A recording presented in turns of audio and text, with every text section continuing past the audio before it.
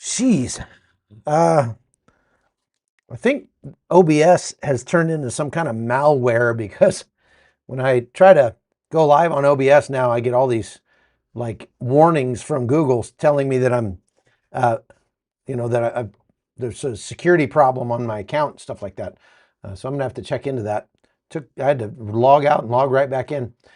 Hey everybody, Chuck Holton here. How's it going? I'm in Panama today, and we're going to be talking about Trump's plan for Gaza.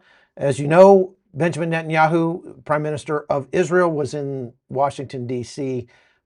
Yesterday and today, I guess. And they were talking about this, and President Trump said, well, we ought to just own it. We'll just take it. Gaza will be ours. Belong to the United States, and we'll build it up and we'll make it into a resort area. It'll be great. And some people in the comments got their undies in a wad yesterday and said he didn't actually say that. He was being facetious, or he was, what he really meant was, well, I'm just going by what he actually said. And that is what he actually said. He did actually say that the United States would own Gaza. Go back and look at what he said. He actually said that. Now, later on, the administration walked back those comments somewhat and sort of clarified what he meant. And that's fine. Not going to hold that against Trump. I mean, I think it was awesome.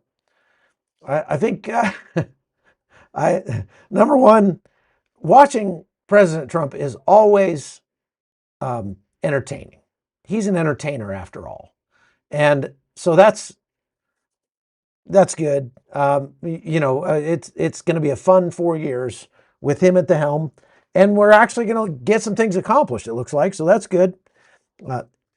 Now, after clarification, this, first of all, we took a poll yesterday, and I decided that based on all of the entries, that the new name for Gaza is going to be Gaza Largo, and that's all there is to it.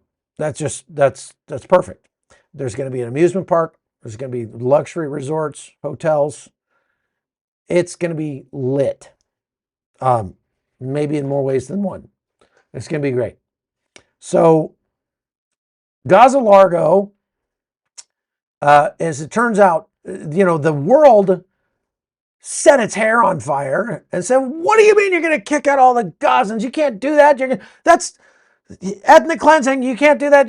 This is against international law. You're already a war criminal just for thinking about it. And, those people just have no sense of humor. They just can't take a joke at all. And there's a lot of people that watch this podcast that apparently can't take a joke at all either, because I had a whole bunch of you that were like, it's called Israel and nothing else. You must call it Israel. It's always been Israel. You must call it. You cannot call it something. Like, okay. Yeah, thank you for that, Captain Obvious. Yeah, we all know it's actually Israel. The UN doesn't know that. But it says Judah also took Gaza. Judah of Judea, right? Also took Gaza, Ashkelon, and Ekron, each city with its territory. It was given to the Jews way back in the book of Judges. It's part of Israel. That is Israeli territory. Yes, I believe that. You need to understand something if you're going to watch this show. I have a little bit twisted sense of humor. I come by it honestly. My grandfather was a Baptist minister, and he had the driest sense of humor of anybody I've ever met. And he never cracked a smile, hardly. So when he made a joke about something, when he made a comment about something intending to be funny, what was really funny for him was watching people's reactions when he didn't act like it was funny. And he just would say it with a straight face, and then everybody would go like, and they would think he was serious. And I think I inherited a little bit of that. And I'm not just trying to be inflammatory or anything like that, but I do have a little bit of a sarcastic sense of humor. And hey, believe me, you would not want me to not have a sarcastic sense of humor, because that's the kind of humor that keeps you from going crazy in this business. When you have to spend your time in war zones watching the kind of mayhem, death, and destruction that takes place on a daily basis all around the world, everywhere except the little bubble that you live in, and then you have to come home and you have to look at people being so self-entitled and prissy that they lose their minds if you so much as say that all hell is going to break out in Gaza if they don't release the hostages, because they care more about the fact that somebody said the word hell than they do about the hostages. Well, you would, if you had to deal with people like you would be sarcastic too. That's all I'll say to people like that. And you know who you are and you know who you aren't. So if I'm not talking to you, then smile along with me and laugh at the people that I am talking about, right? So now let's go. You can do that in the Contacts app. Oh, great. Thank you, Siri. I appreciate that. I didn't ask you for anything, but she just offers advice all the time. That's nice. So President Trump also has a, I think, similarly wicked sense of humor, in that he loves to say things and watch people just completely just do the Polaris missile syndrome, just and go just right to the moon. Now, most people that are reasonable and intelligent and have watched President Trump for his first term understand enough to just sort of maybe roll their eyes, maybe shake their head a little bit, maybe say, no, he's not going to retake the Panama Canal by sending the 82nd Airborne. No, that's not going to happen. And just understand, okay, Trump says stuff sometimes just to see what people think about it. He's people always lose their minds when I talk about President Trump, and it's not in, if I'm not talking about President Trump as in like, oh, he's going to save America, he's the Messiah, well, then I got people every day who just send me this hate mail or like, how dare you talk about, keep his name out of your filthy mouth. And it's almost amusing to me to read back through those comments and to see these people and to go, really, there really actually are people in this world who are so devoid of humor that they can't laugh at anything at all. If you're one of those people, I'm sorry. I feel bad for people like that. So part of the thing that I try to do for you on this podcast is bring to you a little more context about what's going on, kind of set the stage a little bit for the current events that you're seeing in the news by giving you some back history of what has happened in the past and how that affects what's happening now, to give you maybe a little better understanding of military and war type topics, because I've spent 2 decades in war, and before that, 8 years in the military. And it is an arcane subject. If you haven't been a part of it, I wouldn't expect you to understand the difference between a tank and a BTR. I wouldn't understand. I wouldn't expect you to understand the movement of troops or the different calibers of weapons or anything like that. Of course not. That's what I'm here for, to kind of read between the lines, help you understand what's being said in the news and have a better idea. But I also want to make it entertaining, and I can't help but interject. If I have to do an hour of television every day, unscripted, by the way, I can't help but interject a little bit of my own personal feelings into it. You don't have to agree with me, but are you really going to let me live rent free in your head and get your undies in a wad and leave me some 5-page missive over email to tell me that you're never going to watch me again? Really? Like, if you're never going to watch me again, that's fine. That's okay.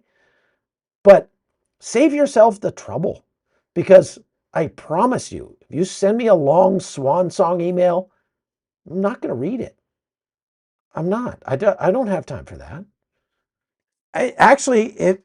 I love getting emails from you from people, and I love it when people send me little articles and things like, "Hey, have you seen this?" or whatever. Don't be surprised or upset if I don't answer back, because I just couldn't answer all of them back. But if you start sending me 5 emails a day or sending me emails every single day, just understand I don't know you from a bale of hay, and I try to be approachable, and I like you. I like you. Okay? But I'm not your best friend. So don't feel bad. I feel bad because people send me like 3-page emails every single day. The same guy said, just tell me about everything, and then gets upset that I don't answer him back, because I can't. I'm sorry. I even have staff now. Mrs. Tomlin helps answer some of my emails. So write her the 5-page missive. She loves reading them. She thinks they're hilarious.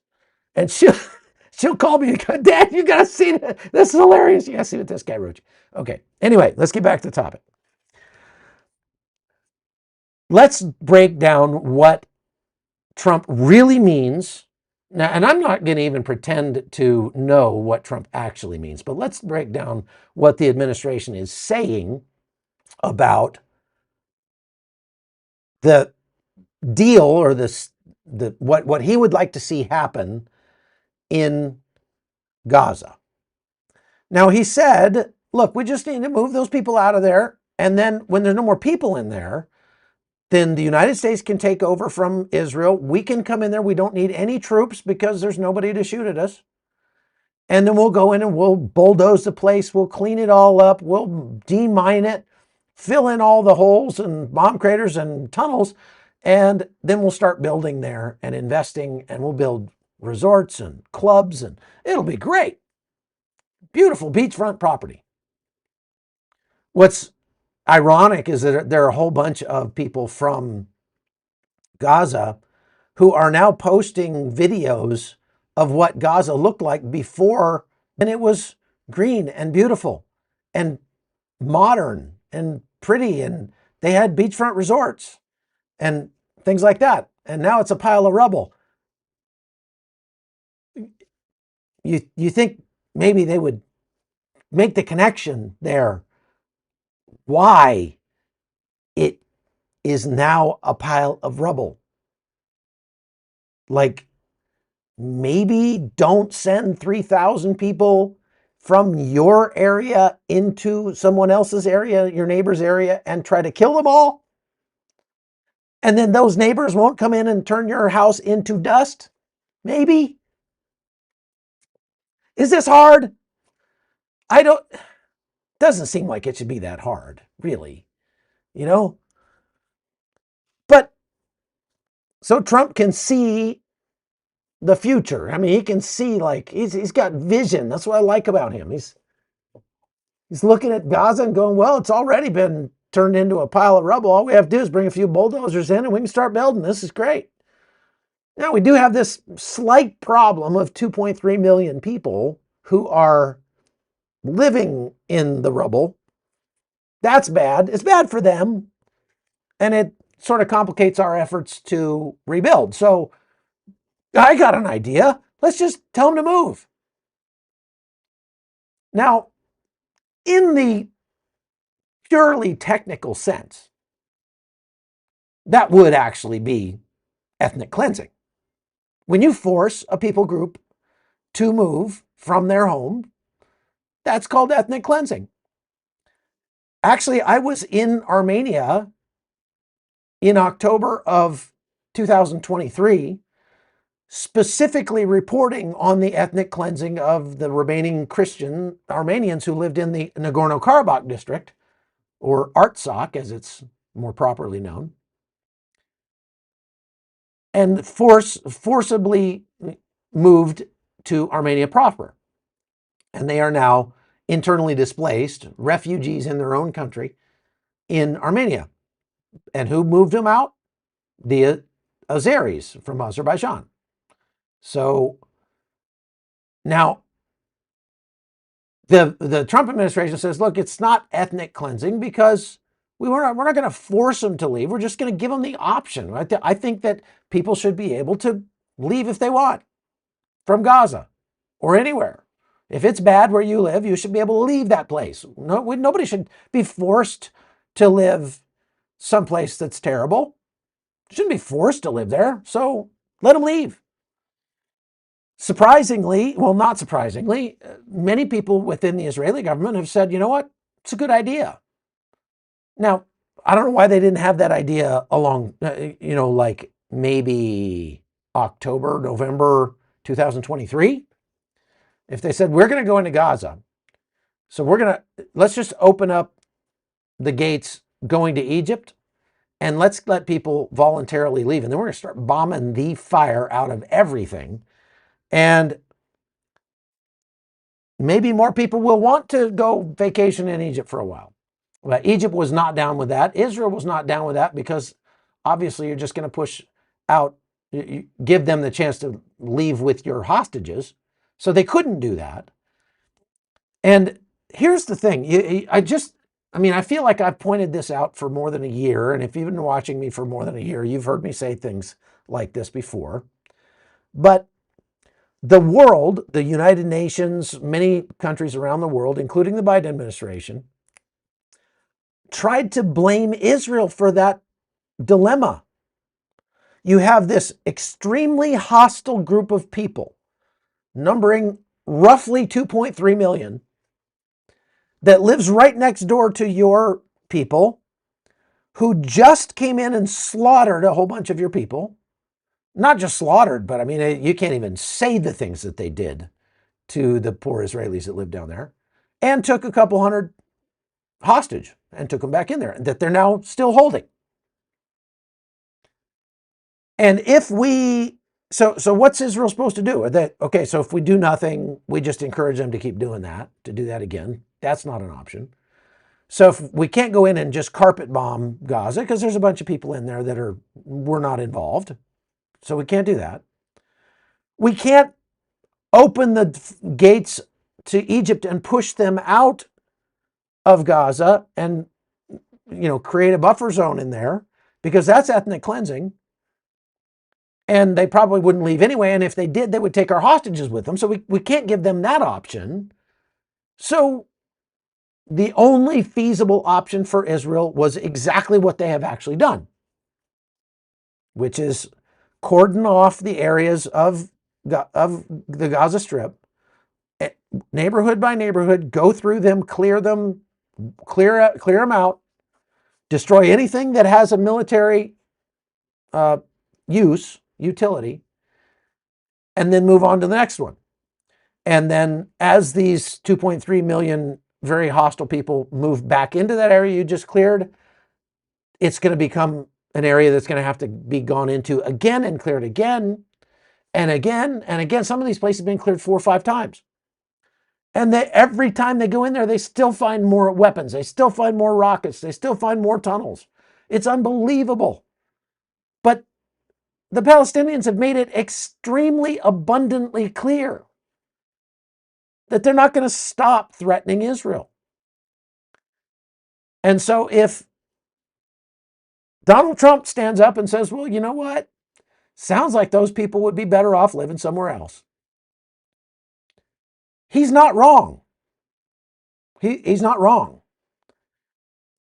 And Israel is saying, okay, well, we're at a point now where we can start thinking about allowing people to leave Gaza. Well, obviously, they can't come to Israel. But if you want to leave Gaza, we will put together a program that will allow you to leave across a land border into Egypt. You have to be checked to make sure you're not hiding a hostage or something like that. But we'll let you out, and we'll even they're saying, this is straight from Israel Katz, the defense minister. They're saying that they will even help arrange some boat lifts or airlifts out of Gaza to help people leave and start to maybe take some of the pressure off of Gaza. Now, that plan is not without its problems. First of all, virtually everybody, except for Israel and the United States, is against this plan. They're like, nope, we're not taking any of these people. Now, this is what here's where you really get into the hypocrisy. When you go back and you look at during the war, Spain, Ireland, Norway, Armenia, a bunch of other countries recognized Palestine as a state. And if they are being persecuted, as these people claim they are, in their home state, they have a right under the international laws and treaties in effect regarding immigrants. They have the right to leave and go somewhere else. These arguments that the left has been making for years about the unbroken conga line of migrants coming up, or invaders really, coming up from our southern border into the United States, if you apply all of those same arguments to the people in Gaza, those people should be able to leave and go to Egypt, to Saudi Arabia, to Norway, to Spain, to Ireland.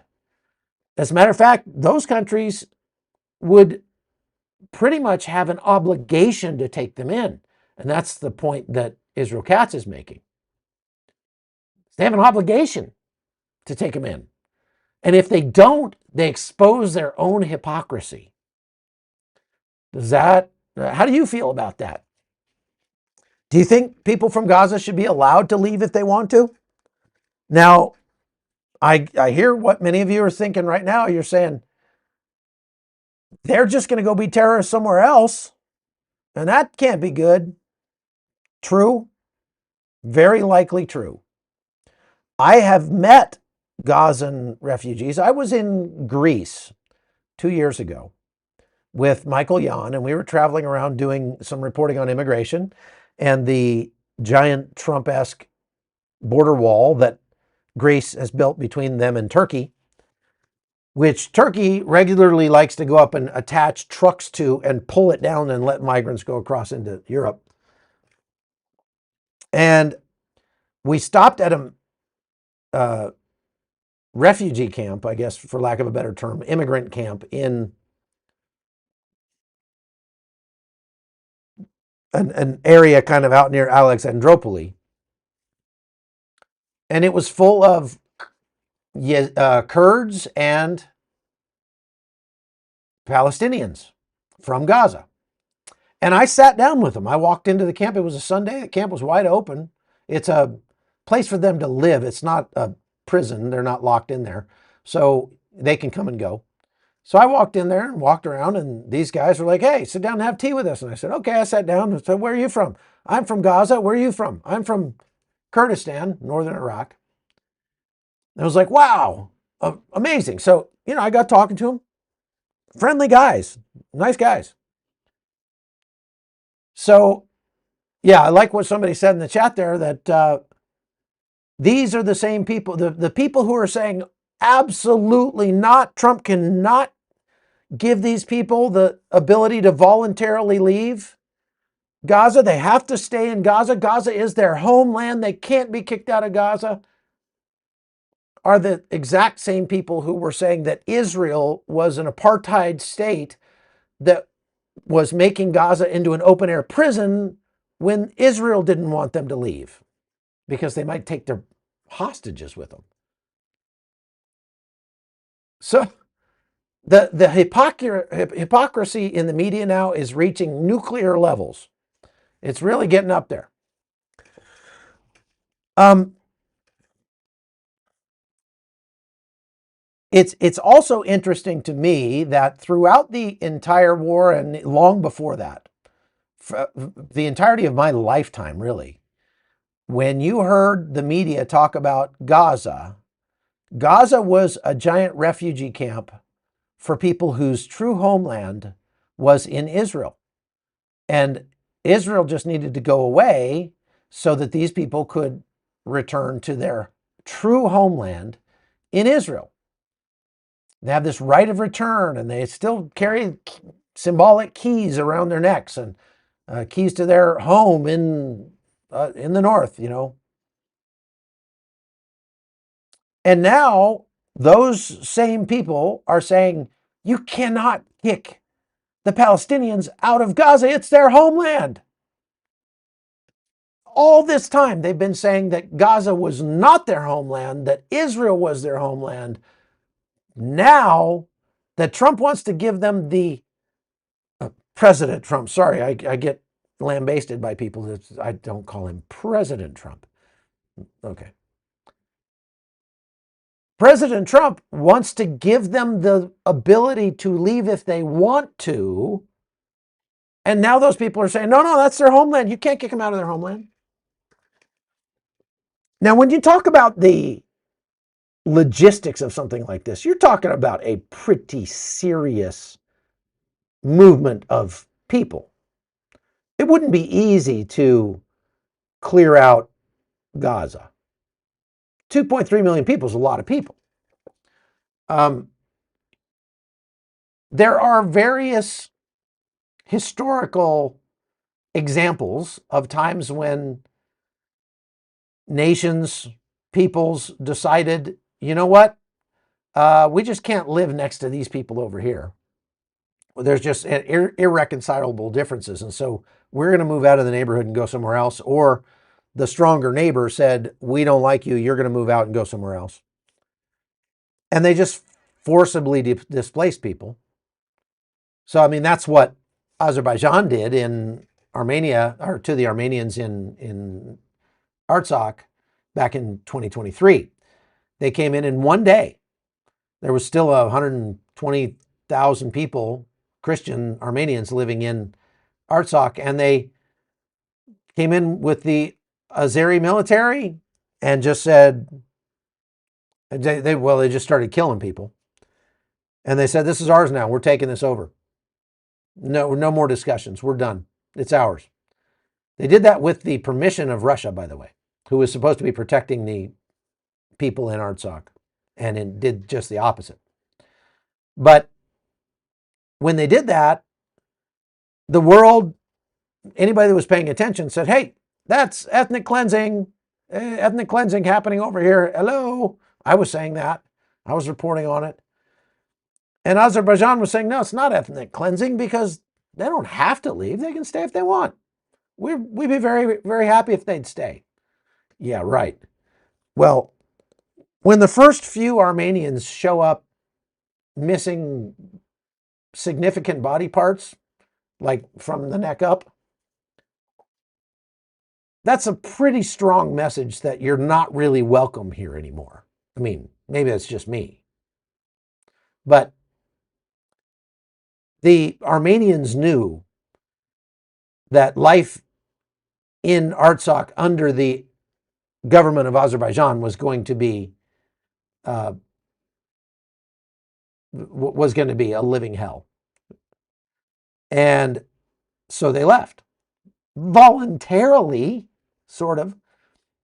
They didn't volunteer to leave. They were voluntold to leave. But Azerbaijan tried to make the case that, no, it's not mandatory. They don't have to leave. We'll just kill them if they stay. That's all. So it does get sort of thorny, complicated, if Donald Trump really wanted to rebuild Gaza, obviously we can't do it with the Palestinians there because they would spend all their time trying to kill our construction crews. And that really slows down the schedule.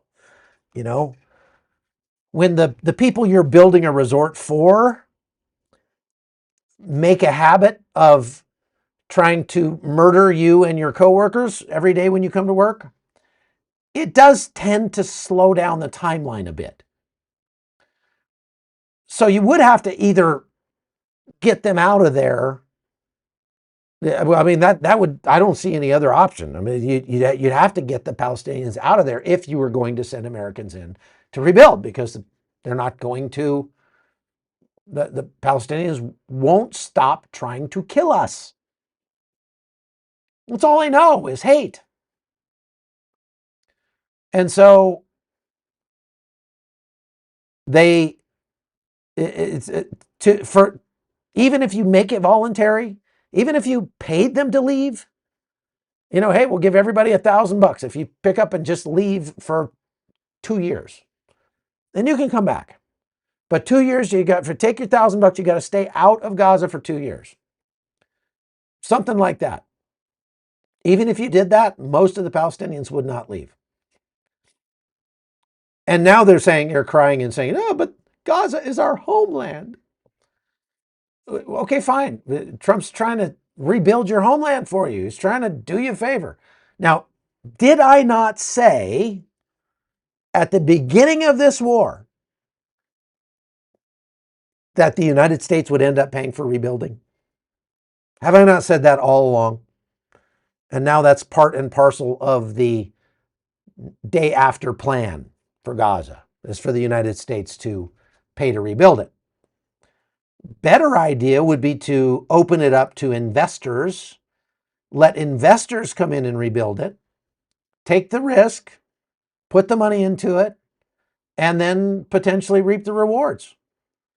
They better not spend a dime of taxpayer money from the United States rebuilding Gaza into a, Dubai. I mean, do you think Americans would put up with that? We got people in Tennessee that still are living in tents, and we got people out in California whose homes were burned down, and you want to spend taxpayer money building beachside condos in Gaza? I don't think that's going to go over real well with the American public. So it'd have to be investors, and I'm sure that's what Trump means. Let some investors in there to build it. It'd be a big risk, but you might be able to make money on it. I wouldn't take that risk. Ugh. But there's the other problem, and that is, well, the first problem, Palestinians don't want to leave. Second problem, if they did want to leave, where would they go? Egypt has said if you push them into our country, it will jeopardize the 5-decade-long peace deal that we have with Israel. Meaning it might cause a war between Egypt and Israel if you forcibly relocate all of these people we don't really like that much into our country. That's what Egypt's saying. Saudi Arabia has said, not only will we not take any of these people as refugees or migrants, but we are not going to sign on to the Abraham Accords unless Gaza is turned into the nation of Palestine. And that's not that's a non-starter for Israel. It's actually still a non-starter for the Palestinians as well, because they don't want a little country called Palestine that is bounded by the boundaries of Gaza. They want the nation of Palestine to be bounded by Jordan on one side, the Mediterranean on the other side, Lebanon on the north, and Egypt on the south. That is the nation of Palestine to the Palestinians. All you have to do is go to Jordan and ask somebody, hey, what's that land over there on the other side of the Dead Sea? And they'll say, that's Palestine. So, like Nathan says, I support Trump, not you. Fine. I support Trump too. So I still support free speech. And if I want to maybe point out some minor problems with Trump's plan to rebuild Gaza, if you take that as treason, I mean, I've literally had people in the last 24 hours send me flaming emails accusing me of being a traitor because I laughed at Donald Trump saying that America is going to own Gaza now. If you really think that makes me a traitor, I would say you're closer to being an actual traitor.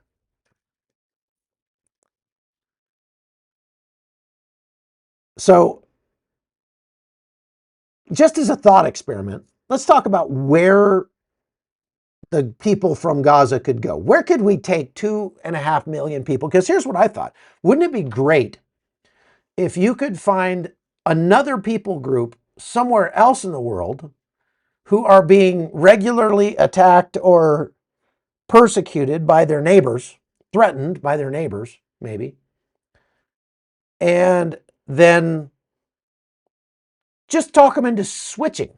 Like, hey, it's obvious you can't get along with, the Israelis, you Palestinians. So here's a nice piece of land over here that's got this other people group on it. So why don't you all just swap? And that people group can come here and they'll get along with the Israelis. You can go there and you'll likely get along better with your neighbors. Just like swap houses. Wouldn't it be nice if you could come up with that? But people get so wedded to like dirt. This land is my land because you were born on it. I've never felt that way. I've never quite been that way. I mean, I'm glad that I was born in America. I love America. But I feel like I'm a citizen of heaven. And so wherever God puts me on this green earth, I'll be happy. And I'll be grateful that I got someplace to live. And if I lived someplace like Gaza or Afghanistan or Iraq or Syria or Liberia or Algeria, I mean, I could go on and on. There's lots of terrible places I've been to around the globe. If you go to southern Afghanistan, there's not really much there at all. Like, at all. It's just imagine the largest Walmart parking lot of your nightmares. You're in a Walmart parking lot, but the Walmart is so far away that you can't even see it. It's over the curvature of the earth. And you look the other direction and the parking lot goes on that direction over the curvature of the earth. And every direction you look, it's just a flat, empty, featureless landscape of dirt. It's like where God stores extra dirt till he needs it somewhere else. That's Afghanistan. That's southern Afghanistan. That's Syria. That's Iraq.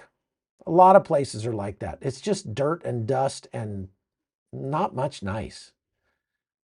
And so if I lived there and somebody came in and said, we're taking this land from you, I'd be like, great, you can have it. I'll go somewhere else. And I'd pack up my camel and I'd go head for the hills, look for something prettier. Maybe that's just me. A lot of people get really, really, really, really wedded to a particular patch of dirt.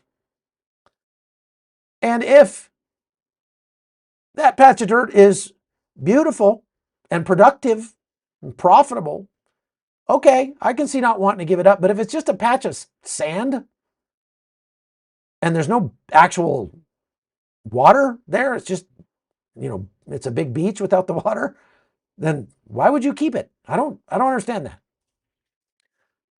So I thought, just as a thought experiment, you got like the Rohingya, okay? They have been mercilessly, brutally persecuted by China.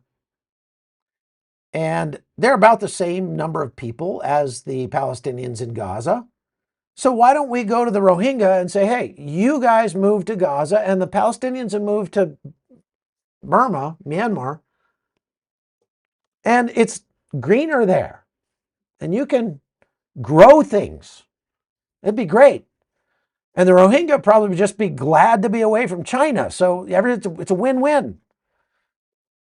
But, the Rohingyas are Muslim too. And so maybe, maybe uh, maybe that wouldn't work. Now, I would never, if it weren't for the fact that Armenia is quite possibly the most beautiful single country on planet Earth, just in terms of everything. If you haven't been to Armenia, you're missing out. I'm sorry. I didn't believe it either till I went there, and then I was just like, good grief! It's like visiting Narnia and the Lord of the Rings all put together. And if it wasn't, if Armenia was ugly and dirty and desolate and flat and empty, then I would say maybe the Armenians would agree to switch with Gaza, because the Gazans are Muslims mostly, so they could go there and they could be surrounded by their Muslim brothers in Azerbaijan, and their Muslim brothers in Turkey, and their Muslim brothers in Iran. And the Armenians could come and they could be closer to the Holy Land. There's already a bunch of Armenians in Israel anyway. And I guarantee you, if you move the Armenians into Gaza, the United States wouldn't have to do anything. That place would look like the Garden of Eden in 12 months. They would rebuild that place. The Armenians are so industrious and love beauty. They love art. They are extremely creative people, and they're very hard workers, and they're Christian. It's a Christian nation. So if you brought them to Gaza and set them loose and just swapped them out, Gaza would look amazing within a year. Be incredible. You wouldn't believe it. But there's no way I would ever expect Armenians to give up their land, because it is just too nice. It's just they probably don't want me telling too many people, because Armenia is off the chain beautiful. And you can come with us to Armenia if you want to sometime.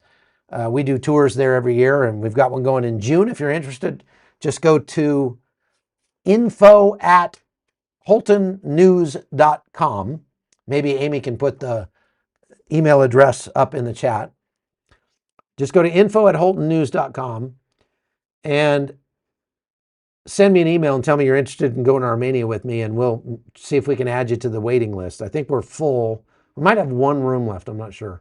We usually get a cancellation or two. So if you want to take a trip to Armenia in June, best time of the year, you'll never regret that, I promise.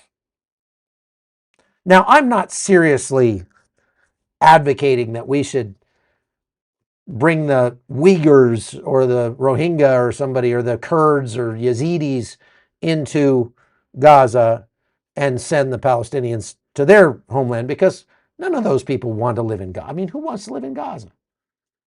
It's a mess. And but there actually is some historical precedent for it. There was a time in the early 20th century, very early 20th century, in the 19 teens and 20s, when the Turks made a deal with the Greeks to swap about 1.5 million people, because it became very clear in the early 1920s, I guess. 1922, the Turks came in and burned Smyrna, killed a whole bunch of Greeks and Armenians. And so they just decided, you know what? We can't play well together. So rather than keep killing each other off, all of the Greeks that live in Turkey are going to go to Greece, and all of the Turks that live in Greece are going to go to Turkey, and we're going to just leave it at that. And that's what they did. And they actually had a forced relocation of 1.5 million people.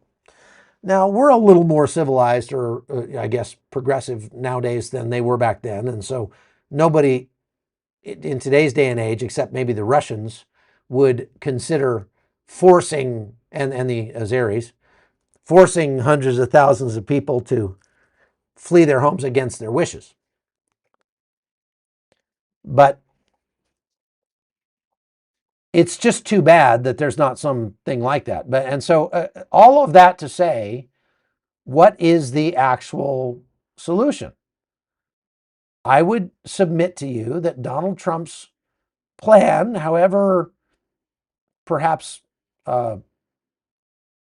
salacious, or no, ham-fisted maybe would be the best term, he was in announcing it, isn't any crazier than any of the other options that are on the table, and probably a lot less crazy.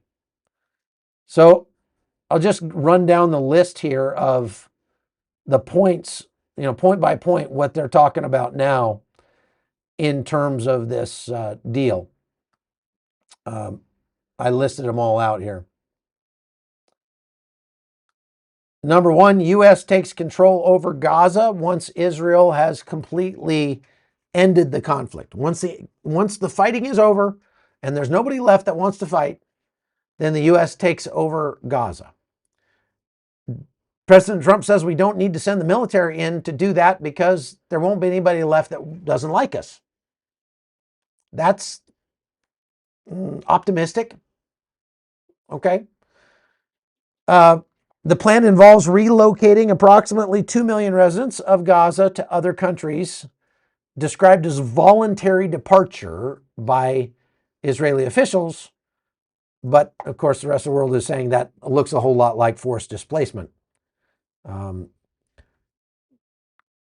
President Trump envisions turning Gaza into a luxurious Riviera of the Middle East. Well, I've been to the Riviera. It's pretty nice. It's hot. So they got that going for them. And it would be managed by the United States with redevelopment and reconstruction efforts following the relocation. I guarantee you we would not get out of that without U.S. taxpayer dollars going to pay for things in Gaza. Because the government is, as it stands right now, the government's not capable of leaving it to the free market. Maybe if they continue firing everybody, that we might get there. The proposal has faced, President Trump was a little ambiguous at first about whether or not this relocation would be temporary or permanent. And now they're clarifying that no, that it was meant to be temporary. So you get these people to all leave Gaza. You then build a bunch of resorts where they used to live. And then you let them come back, move back in there, and they will suddenly be civilized people who believe in Jeffersonian democracy? Only if the place that they relocate to manages to convert them all to Christianity while they're gone.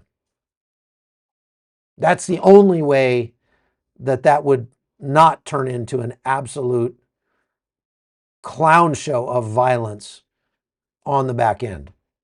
Of course, it's faced significant international backlash because nobody in the international community has a sense of humor.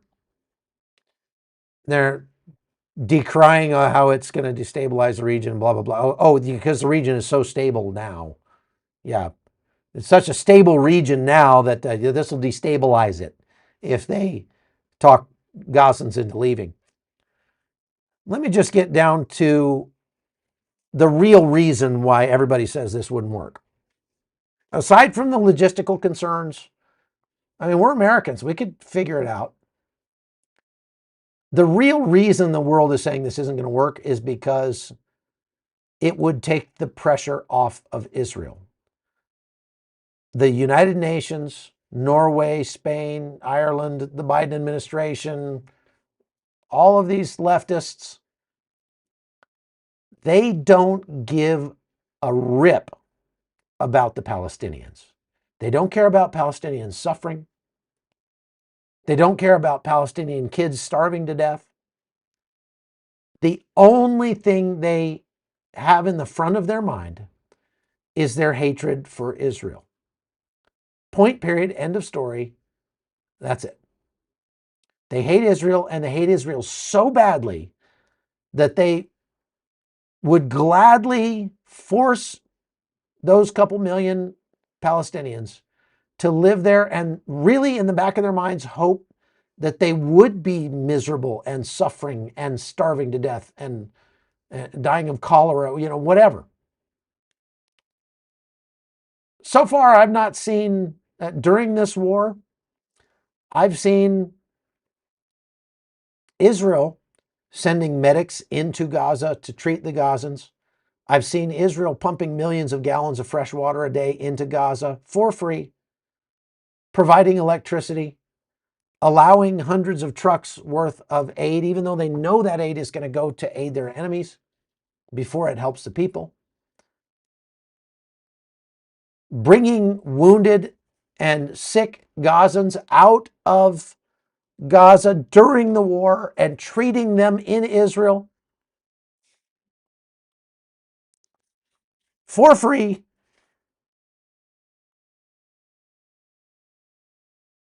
The only people I've seen doing all that are the Israelis. I haven't seen Egypt sending envoys of peace or medical personnel in there. Jordan has sent some aid, but they certainly don't want to take any more Palestinians. That would upset the apple cart quite heavily in Jordan. So they just simply hate Israel that much. That's all you need to know. Donald Trump, for his part, does not. He doesn't hate the Palestinians either. I mean, think of what he's actually offering to do. As unlikely as it is, think of what Donald Trump is actually offering to do here. It's to make Gaza a place worth living again for the Palestinian people. These people who have done nothing to deserve it at all. These people who have done everything to continue to be a threat to innocent people, both in Israel and actually in Gaza. Donald Trump is offering to build for those people a better future. And if he puts a little money in his pocket, so be it. So, all right, that's all I've got for today, folks. I didn't see anybody popping up. There's a few questions here. Do you think anyone else can own the promised land other than the Jewish people? That's not biblically. USA should pay for Gaza to clean up due to their support of Iran, who sent money to Hamas. Whoa, that'll make my head explode. Okay, so the Biden and the Obama administration sent money to Iran. Iran then sent money to Hezbollah. So the United States and to Hamas. So the United States was indirectly funding Hezbollah and Hamas. If you've been watching me for any amount of time, you know that I've pointed that out many times, and not just through Iran, through the United Nations and through $300 million a year given to the Palestinian Authority and another $300 million a year given to the Lebanese army, which much of that makes its way to Hezbollah. We've supported Israel's enemies a whole lot more than most people realize. And I think maybe stopping the bleeding is maybe, if you're being stupid and you want to turn yourself around, the first step is to stop being stupid. Then try to fix what you broke. So right now, America is in the process, hopefully, of stopping the stupid. We need to add that to our list of potential hot zone t-shirts. Stop the stupid. That'd be good, I think. Hamas has really kept the people oppressed, yes, and that's why they're going to have to go back to fighting them here before too long. Why do they hate Israel so bad? Well, it's generational. They're taught to. Look, if you take a bunch of Palestinian toddlers and you put them in with a bunch of Jewish toddlers, they will get along as well as toddlers do. If you're going to hate the people around you, you have to be taught to hate them. And believe me, Palestinians have made an art form out of training their children to hate the Israelis. I want to say thank you. I don't thank you guys enough, to Hannah and for Mama Rissa, Amy, Nathan, Connie, for managing the comments on these things. They get pretty skippy sometimes, and you guys do a lot of work, and you don't hear me say it enough, but I deeply appreciate all of you for coming on here and spending the entire hour on, like, I don't expect you to do that. We've got enough people. I expect Nathan to do it because I pay him to do it.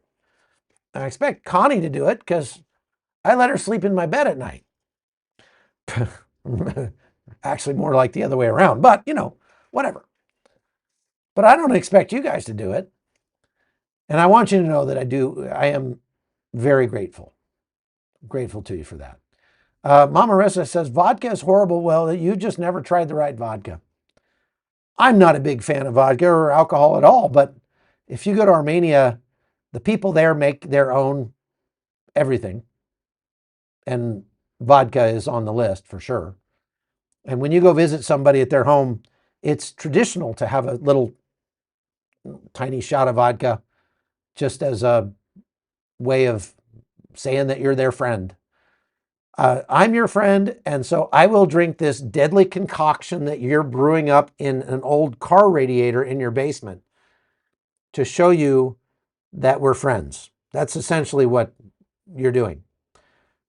But the Armenians are so good at it that even though it came out of some old car radiator off a 1978 Lada that was somehow magically made into a vodka still, it's amazing. It's delicious. It's wonderful. And so when I'm in Armenia, when you're in Rome, you do as the Romans.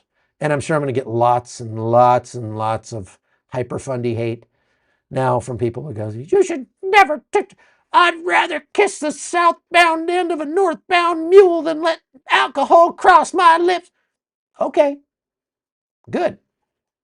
That's nice and healthy for you. Have at it. But if you go to Armenia, you're not going to make many friends. That's all I'm saying. Okay.